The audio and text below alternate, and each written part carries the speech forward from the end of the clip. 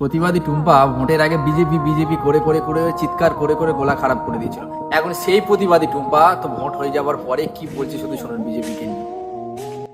নমস্কার, আমি আপনাদের প্রতিবাদী হিন্দুত্ববাদী রাষ্ট্রবাদী বোন টুম্পা। আমি আপনাদেরকে একটা কথা বলি, বাংলার সনাতনীরা বাংলায় সরকার পরিবর্তন করে মনে করছে যেন সমস্ত সমস্যার একেবারে সমাধান হয়ে গেছে।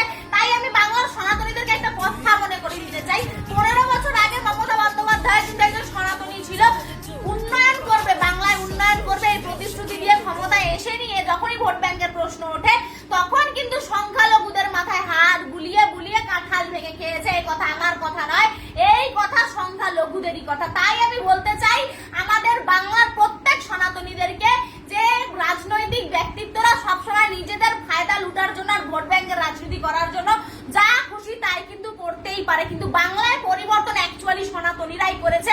তাই প্রত্যেক সনাতনীর কাছে আমার একটাই কথা বলার, যে প্রত্যেকে ঐক্যবদ্ধভাবে থাকুন, গোষ্ঠীবদ্ধভাবে থাকুন, যাতে কেউ কোনোদিনও রাজনৈতিক ফায়দা তোলার জন্য কোনো সনাতনীর মাথায়